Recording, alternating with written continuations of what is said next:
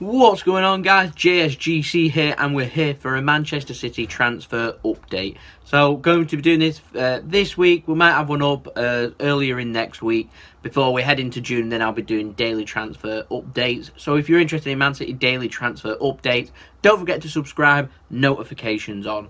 All that being said and done, we'll crack on with this video. So, first up, we're going to be looking at the ins that Man City have been linked with. So, this is kind of like a general thing, because I can't actually remember the last time I did a proper transfer update. So, I'll tell you where we stand. So, first up, Man City have been closing on a couple of signings. Man City are after 1 to 2 players. It'll be 2 players, I'm almost certain of that. They're looking for an attacking winger, and they're also looking for some cover for Fernandinho, so Fernandinho can have some much-needed rest next season. So, first up, with the attacking winger, that looks increasingly likely like it's going to be Riyad Mahrez. Now, if you remember back in January, we were very close, about this close to signing Riyad Mahrez. Leicester couldn't get a replacement, so it seems that Man City are interested in doing a deal very early into this transfer window to allow Leicester plenty of time to be able to get their deals done to try and replace Riyad Mahrez. Now, the fee that we're looking at, I think it'll be closer to 50 million rather than 60 million. Apparently, Leicester want around 65 million pounds. Eventually, maybe rises into 70 towards 80 million pounds even.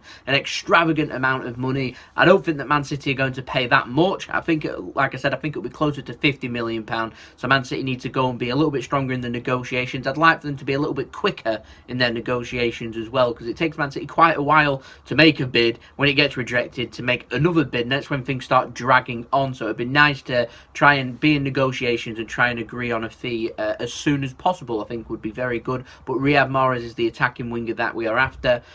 Maybe that'll get sorted very soon. And also Jorginho, he's the player from Napoli that we've been linked with as this cover for Fernandinho. Now, Jorginho, he plays for Napoli. They've just announced, Napoli, that Carlo Ancelotti is going to be their new manager. He's on a 3-year deal, which means that Sarri, their manager, has left Napoli. Where he'll end up, there's a question mark over. Zenit St. Petersburg want him. However, Chelsea, they're currently monitoring the situation because they apparently want to sack Antonio Conte and replace him with Sarri. And if that ends up happening, then Chelsea will probably want to sign Jorginho if he is available to for a transfer. So a little bit of competition there. So I think it's important that Man City can try and get the stepping stones in place beforehand to try and seal off any competition, in my opinion. We don't want another Alexis Sanchez type thing on our hands where we end up stalling and delaying and saying, oh, they've given us our word, we're trusting their word, and they end up going somewhere else. That's not what we want to happen. So it's a very interesting situation there. Man City are firm favourites to sign Jorginho. His agent's got a meeting at the end of May, so we're looking at least another week for this transfer to be going on. His agent's got a meeting with Napoli. They'll be discussing their budgets, Napoli will, for players that they want to bring in. Whether Jorginho, we'll see if they include Jorginho in any deals. I imagine his agent will release some information. He doesn't think personal terms or anything with Man City is going to be a problem. It's just simply a fee needs to be agreed for Jorginho to sign for Man City. Again, I reckon we're looking at around 50 million pounds. We might be, apparently they're wanting closer to 60. Some have even suggested near 70 million pounds. So I value both players ish. I think Man City have done well if they can get them to around 50 million pounds. That's where this transfer window is heading. I'm hoping this won't drag on and I have to keep mentioning these names every single day in June. That'll just get annoying. And one more player that we have been linked with is Ciao De Ligt. I hope I'm pronouncing his name right.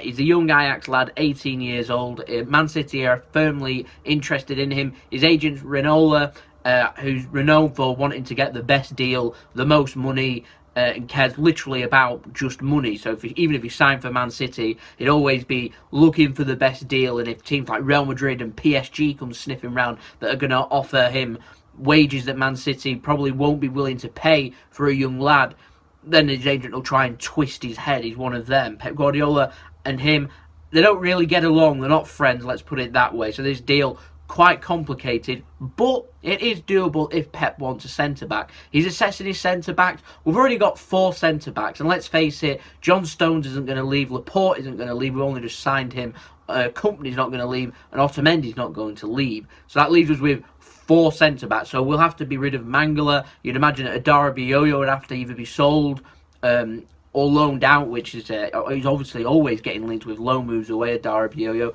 underutilised at Man City, and obviously Jason De Ligt. That might free up a little bit of space for another centre-back, but £50 million at least we're looking at for the young Dutch centre-back. A lot of money to be paying for a player that we're not too sure is going to get that many minutes at Man City. I mean, do we actually know how quality he is? Do we really need 5 centre-backs? If we're going to go 3 at the back, I'd encourage Man City to go and sign a new centre-back.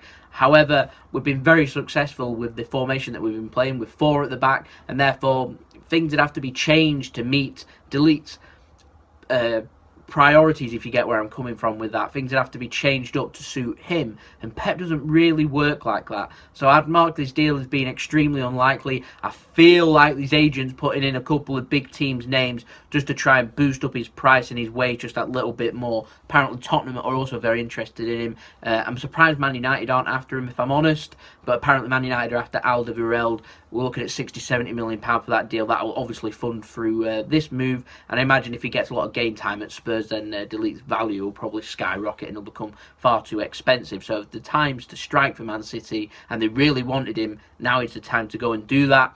I don't think we will, though. Moving on to the outs. Few to get through. Yaya Toure is obviously a free agent as of June 30th.